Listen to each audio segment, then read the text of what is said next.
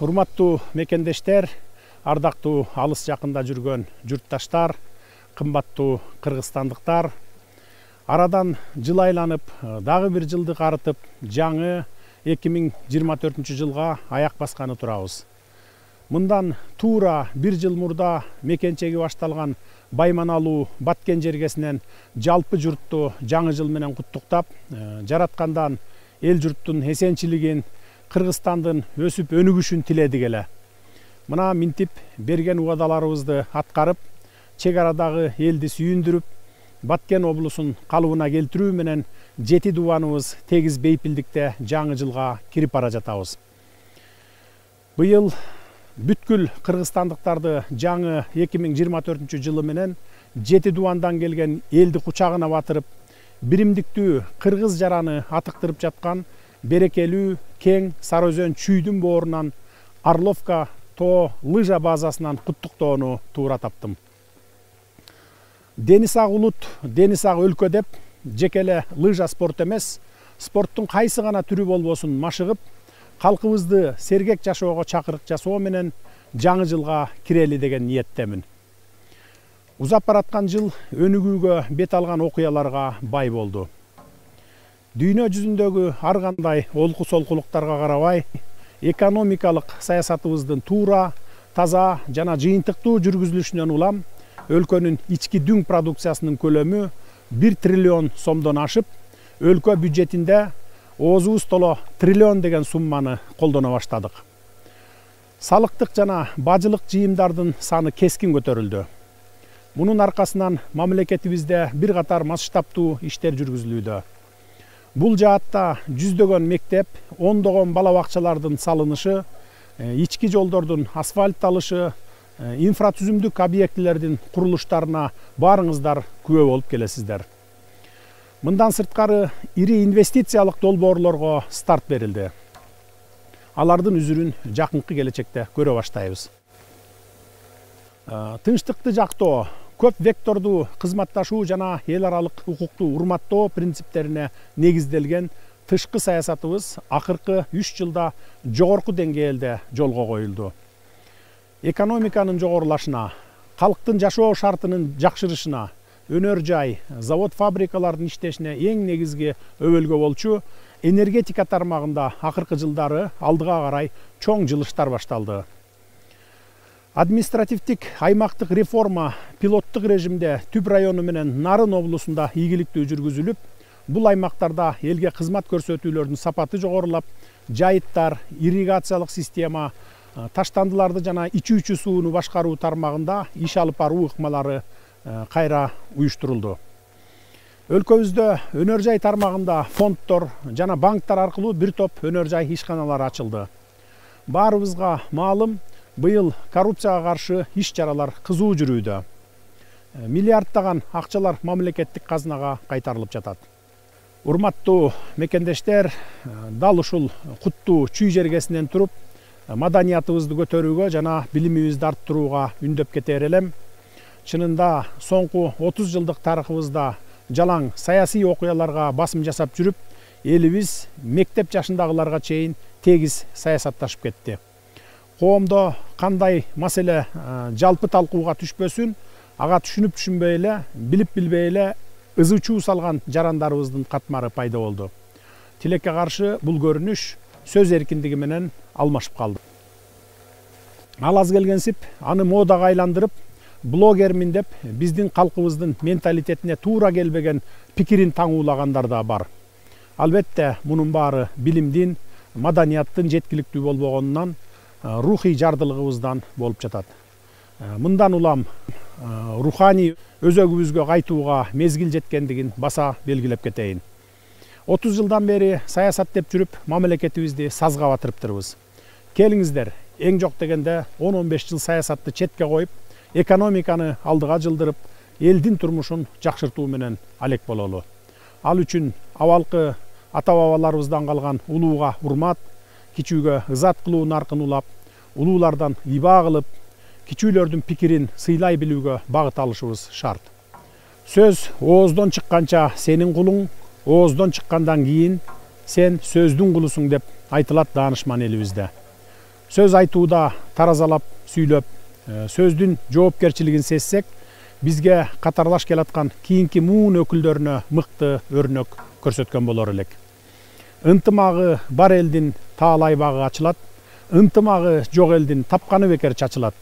Ынтымагы бар элдин эли чогуу жыйылат, ынтымагы жок элдин эл качып суюлат деп барпа табыз эл ичинде ынтымактын, биримдиктин маанисин, таасын таптап берген экен.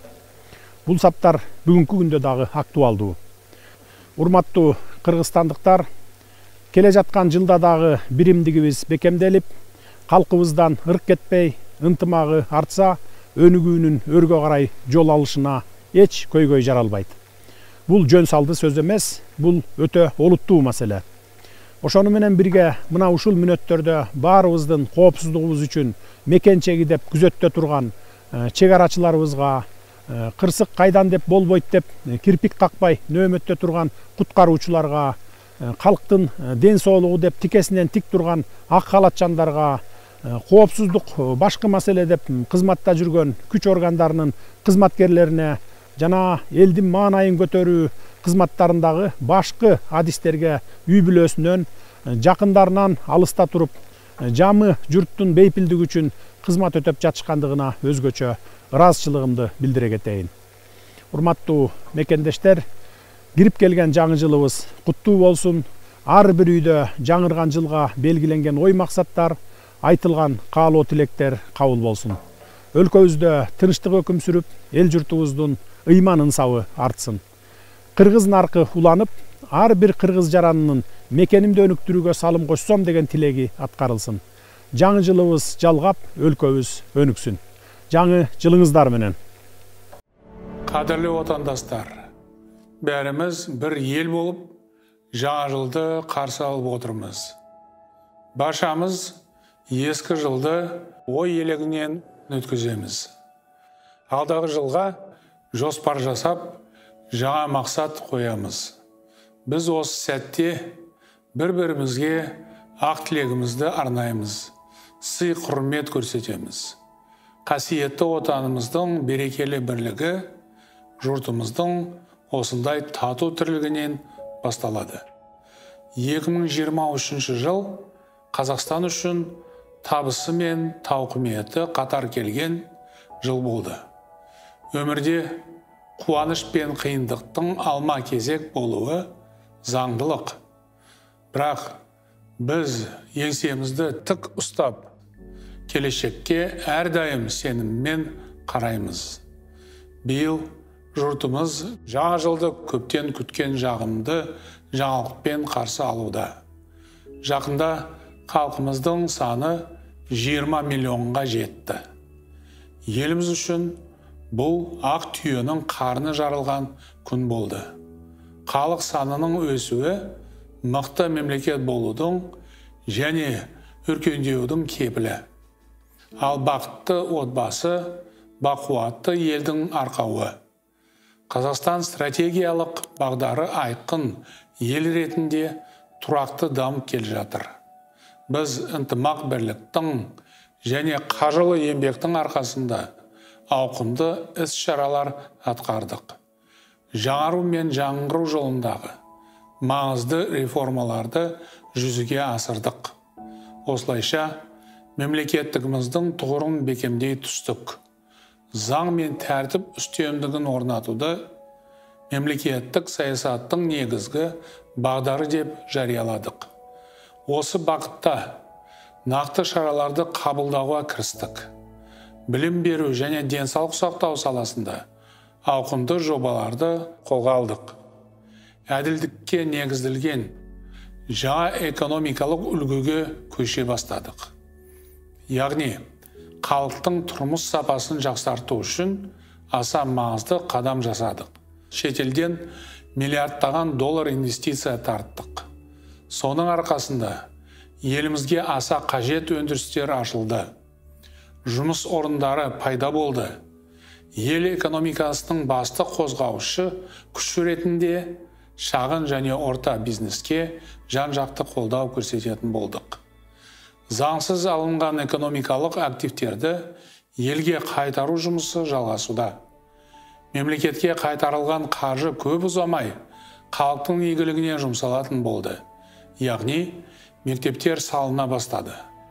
Жылдар бойы игерілмей келген миллиондаған гектар жер адал шаруаларға берілетін болды. Елімізде кәсіби спортпен қатар бұқаралық спорт қарқынды дамуда. Әсіресе балалар дене шынықтырумен белсенді айналысатын болды. Сол себепті мемлекет ауылдық және қалалық жерлерде жаңа спорт нысандарын салып жатыр. Бір сөзбен айтқанда, осы жыл біздің еліміз үшін мол табысқа, жарқын сәттерге және маңызды оқиғаларға толы болды. Жалпы экономикамыз 4-9%-ға өсті. Тұтас жұрт болып, көптеген өзекті мәселені шеше бастадық. Осылайша еліміздің дамуына тың серпін бердік. Ең бастысы, біз жалпыға бірдей мүмкіндік беретін әділетті Қазақстанды құруға кірістік. Жүргізілген реформалар өз жемісін бере бастады. Бұл бәрімізге ортақ іс. Сондықтан мен осы маңызды жұмысқа атсалысқан барша азаматқа алғыс айтамын. Біз әлеуметтік жағдайы төмен, көмекке мұқтаж жандарға әрдайым қамқор боламыз. Мұғалім, дәрігер, құтқарушы, әскери қызметші, тәртіп сақшысы және басқа да кәсіп иелеріне қолдау көрсетеміз. Біз жас ұрпақтың жарқын болашағына жол ашатын маңызды шешімдер қабылдап жатырмыз. Жақында ұлттық қордағы қаржының бір бөлігі балалардың есеп шотына түсе бастайды. Еліміздің жастары болашаққа нық сеніммен қарау керек. Келесі жылы ұлтымыздың тарихына байланысты бір қатар іс-шара өткізіледі. Халқымыздың тұлғаларын есте сақтап, олардың еңбегін дәріптеу ұрпақ парызы. Сондай-ақ алдағы жылы елімізде дүниежүзілік көшпенділер ойыны өтеді. Спортшыларымыз жазғы олимпиадаға қатысады. Түптеп келгенде, әр азамат өз саласының нағыз маманы болу керек. Сонда ғана отанымыз өсіп өркендейді. Біз әрбір таңға үміт артамыз, әрбір жылдан жақсылық күтеміз. Ал үміттің ақталуы, арман мақсаттың орындалуы өзімізге байланысты. Ең бастысы, еліміздегі татулықты, тыныштық пен тұрақтылықты бағалайық. Бірлігі мықты, елдің рухы биік болады. Ұлы Абай айтқандай, бірлік дегеніміз ең алдымен ақылға бірлік. Мемлекеттігімізді сақтау үшін ауызбіршілігімізді сақтайық. Қастерлі отанымызды көркейтеміз десек, табанды еңбек етейік. Дамыған мемлекет болу үшін озық білімге ұмтылып, жаңа технологияны, соның ішінде жасанды интеллектіні игеруіміз қажет. Әрдайым бір-бірімізге қамқор болайық. Үлкенге құрмет, кішіге ізет көрсетейік. Балаларымыздың тәрбиесіне баса мән берейік. Үлгі өнеге болып, ұлағатты ұрпақ өсірейік. Тәуелсіздік ұрпақтары жақсы қасиеттерді бойына сіңіріп өсіп келеді. Олар өнерде, спортта, ғылымда және бизнесте зор табысқа жетуде.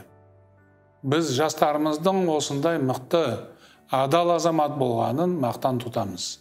Қазақстанның болашағы отаншыл, білімді, еңбекқор азаматтардың, яғни жастардың қолында. Мен жас ұрпақтың жасампазды қуатына сенемін. Біз бәріміз тек болашаққа, тек алға ұмтылатын мемлекет болуымыз керек. Біз бір ел болып біріксек, кез келген белесті бағындырамыз. Ең бастысы, еліміз тыныш, іргеміз бүтін болсын. Сонымен қатар, бүгін жаңа жылдың қарсаңында жұмыс істеп жатқан адамдарға арнайы құттықтауымды жолдаймын. Сіздер елімізге адал қызмет етіп жүрсіздер. Мен баршаңызға шынайы ризашылығымды білдіремін. Жаңа жыл әр шаңыраққа, әр азаматқа қуаныш пен шаттық әкелсін. Үлкендерimiz аман болсын, балалардың арманы орындалсын, еңбектеріңіз жемісті болсын, төрт құбыламыз түгел болсын, көк туымыз мәңгі желбіресін, әнұранымыз шырқала берсін. С Новым годом, уважаемые друзья! Жаңа жыл құтты болсын, ағайын! Aziz vatandaşlar, Canacan diyorimizga yangi 2024-yil kirib kelmoqda. Mana shu shuquqli damlarda duogo'y otaxon va onaxonlarimizni, mehribon opa-singillarimizni, barcha soha vakillarini, azmu shijoatli yoshlarimizni, chet ellardagi qadrli vatandoshlarimizni, ko'p millatli butun xalqimizni ushbu qutlug' ayyom bilan chin qalbimdan samimiy tabriklayman. Muhtaram do'stlar, albatta hayot bor ekan, uning yutuq va quvonchlari, tashvish va muammolari ham bo'lishi tabiiydir. Ammo inson va xalqning aql zakovati, halol mehnati, mustahkam irodasi bilan har qanday sinovlardan munosib o'tishga qodir. Shu ma'noda 2023-yil el yurtimiz uchun qut barakali va omadli keldi. Eng muhimi, yurtimizda tinchlik va osoyishtalik, turli millat vakillari o'rtasida do'stlik va hamjihatlik hukm surmoqda. Tariximizda birinchi marta umumxalq referendumi asosida yangilangan konstitutsiyamizni qabul qildik. Kelgusi taraqqiyotimizni belgilab beradigan O'zbekiston 2030 strategiyasini qabul qildik. Ko'plab nufuzli anjumanlarni yuqori saviyada o'tkazdik.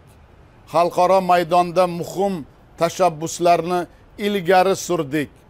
Barqaror iqtisodiy o'sish sur'atlarini saqlab qolishga erishdik. Respublikamizda yuqori texnologik zamonaviy sanoat korxonalari, logistika va infratuzilma tarmoqlari, bog'cha va maktablar, madaniyat va sport obyektlari barpo etildi. Yangi ish o'rinlari ochilmoqda. Shahar va qishloqlarimiz obod bo'lib, aholi hayot darajasi yuksalib bormoqda. Birgalikdagi mehnatimiz tufayli yangi O'zbekiston orzusi real haqiqatga aylanmoqda. Barcha erishgan yutuqlarimiz uchun siz aziz vatandoshlarimga chin dildan minnatdorlik bildiraman. Muhtaram do'stlar, inson qadrini ulug'lash, aholimiz manfaatlarini ta'minlash, buning uchun kuchli iqtisodiyot barpo etish bizning asosiy vazifamizdir. Shu maqsadda 2024-yilni mamlakatimizda yoshlar va biznesni qo'llab-quvvatlash yili deb e'lon qildik.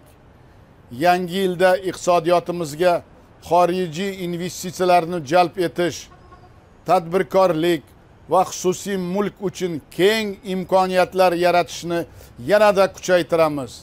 Ilm-fan, innovatsiya, IT kabi sohalarni, yashil va raqamli texnologiyalarni rivojlantirishga alohida e'tibor qaratamiz.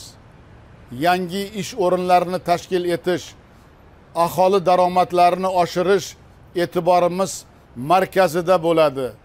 Ish haqi, pensiya, stipendiya va nafaqalar miqdori ko'paytiriladi.